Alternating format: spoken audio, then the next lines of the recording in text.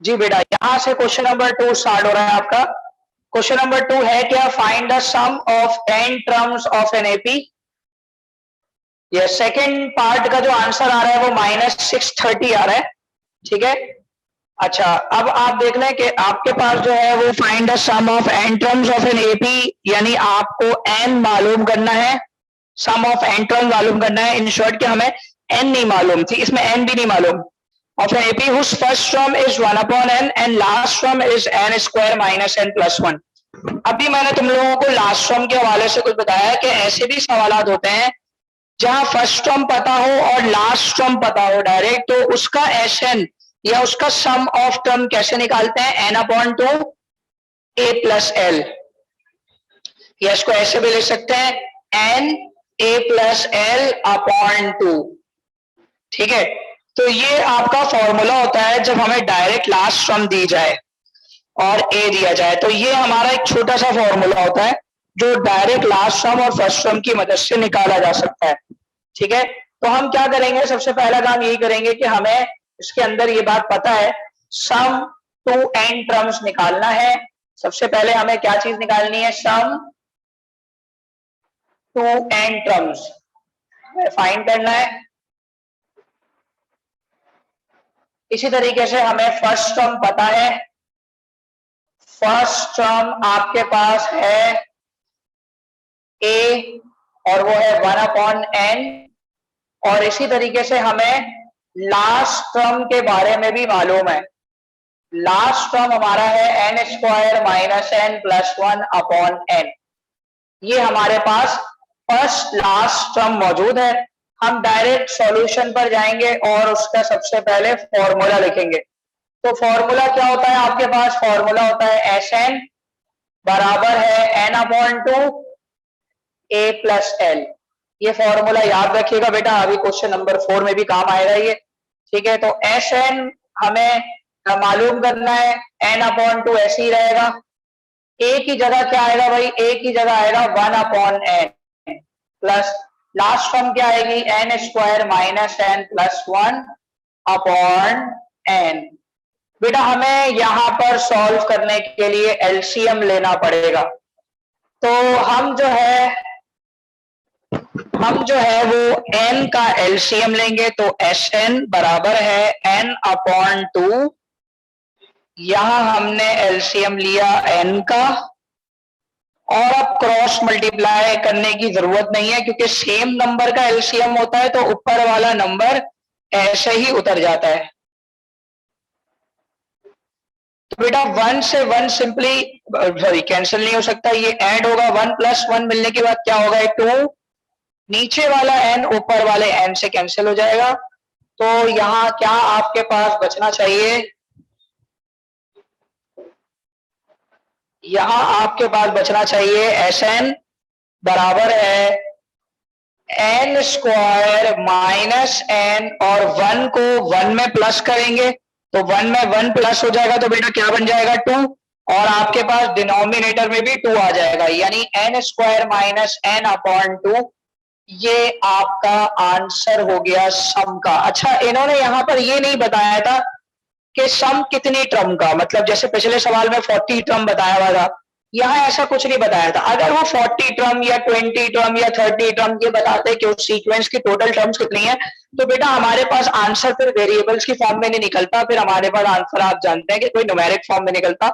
लेकिन क्योंकि इन्होंने n की फॉर्म में सीक्वेंस दी और साथ साथ n बताया भी नहीं, तो इसलिए हम जो है ना टोटल नंबर्स की मदद से नहीं निकाल सकते, तो फिर हम इसको यहीं पे छोड़ देंगे। ठीक है, सेकंड लास्ट स्टेप दोबारा क्लियर कर लिया बेटा। मैंने क्या बताया आपको कि आपने n को एलसीएम लेना है, तो सेम नंबर के एलसीएम में ऊपर वाले दोनों इसी तरह नीचे उतर जाते हैं। तो बेटा 1 प्लस 1 मिलकर 2 हो गए, नीचे वाला n नोमिनेटर के n से कैंसिल हो गया। अच्छा, ये ध्यान में रहे कि ये n इस n से कैंसिल नहीं हो सकता, ये n बाहर वाले n से इसलिए होगा क्योंकि वो मल्टीप्लाई हो रहा है और नीचे वाला डिवाइड हो रहा है। ठीक है बेटा, तो फिर हमारे पास 1 प्लस 1 बनने के बाद 2 बन गए, और डिनोमिनेटर में ये वाला 2 आ गया जो कि सबके नीचे आ गया। ठीक है, कॉपी करें, शाबाश।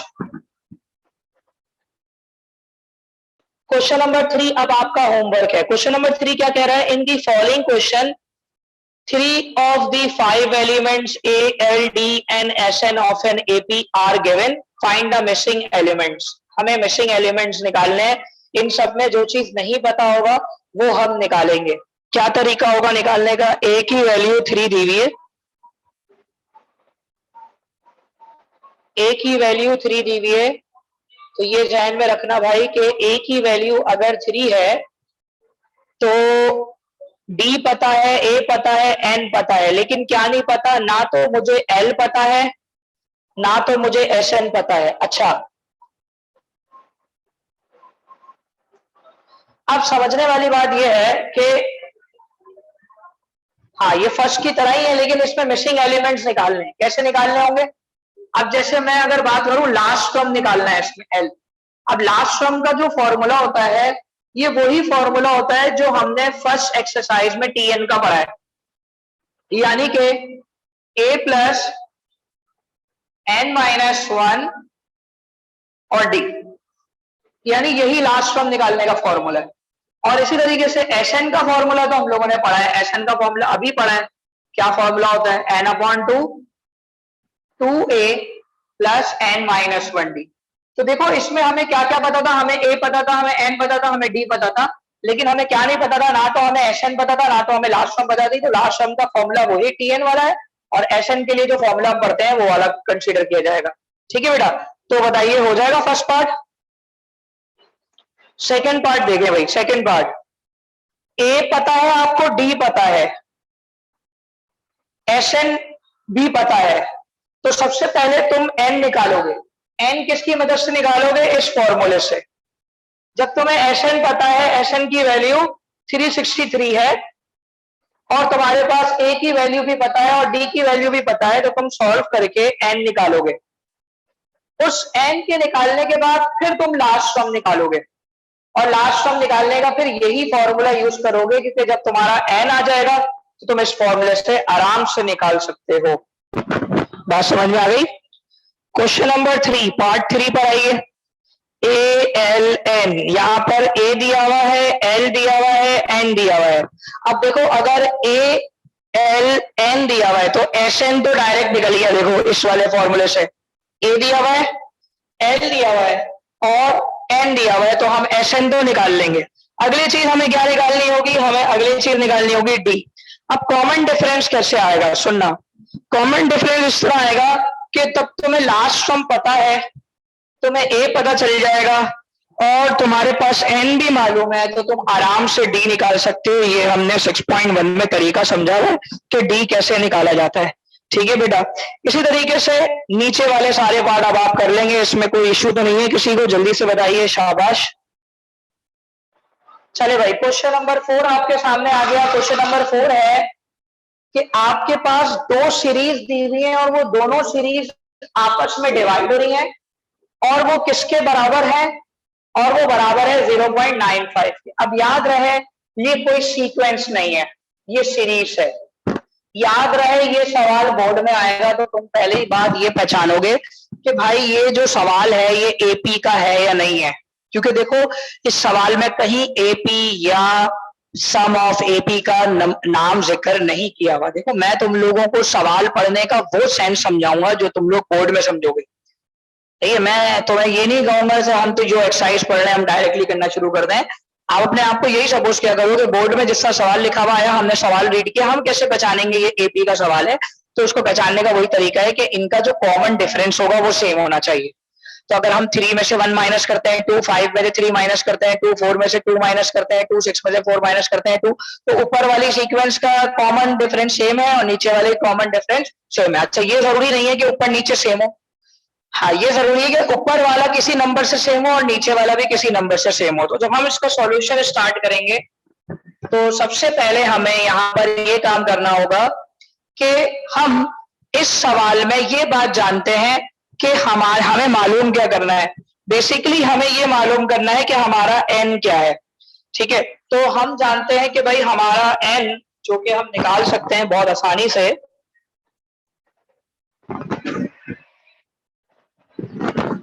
तो n कैसे मालूम होगा भाई? देख लो, n मालूम करने का तरीका यह है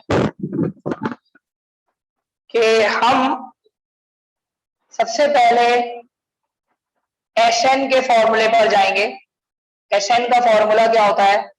n/2 2a प्लस n-1d। अच्छा, अब करना यह है कि मेरे पास दो सीरीज हैं, 1 + 3 + 5 n टर्म्स, और एक है 2 + 4 + 6 2n टर्म्स। और मुझे क्या मालूम करना है? n, और ये किसके बराबर है? 0.95। अच्छा, अब करना ये होगा मुझे, ऊपर अलग फॉर्मूला नीचे अलग फॉर्मूला। ऊपर वाले फॉर्मूले में भी n नहीं पता, लेकिन फर्स्ट टर्म क्या मौजूद है? 1। n नहीं पता, कॉमन डिफरेंस क्या मौजूद है? 2। नीचे वाले में भी हमें n नहीं मालूम, लेकिन फर्स्ट टर्म है 2, n नहीं मालूम, कॉमन डिफरेंस है 2। और इज इक्वल टू के बाद जरा गौर से देखिएगा, इज इक्वल टू के बाद क्या बचा आपके पास? अब ये 0.95 है, इसको सॉल्व करने के लिए पॉइंट को शिफ्ट करूंगा और नीचे 0 लगाऊंगा। ये वाला मैथमेटिक्स का डेसिमल का रूल आपको पता है कि भाई पॉइंट शिफ्ट किया 2 दफा तो नीचे 2 0 लग जाए। अब काम क्या होगा? देखो भाई, पूरा n/2 से, ठीक है, n/2 से पूरा क्या हो गया? कैंसिल। इसको सॉल्व करेंगे, 2 × 1 = 2 प्लस n-1 d की जगह पर 2, 2 × 2 = 4, n-1 2। याद रहे, ये कुछ भी आपस में कैंसिल नहीं हो सकता क्योंकि बीच में प्लस है, ठीक है। Is equal to 95 divided by 100। क्या काम करेंगे हम? 2 को दोनों से मल्टीप्लाई करा देंगे। तो 2 को जब मल्टीप्लाई कराएंगे तो क्या आएगा? देखो भाई, 2 plus 2 × 1 = 2n, 2 × 1 = 2, 4 plus 2n minus 2 is equal to 95/100।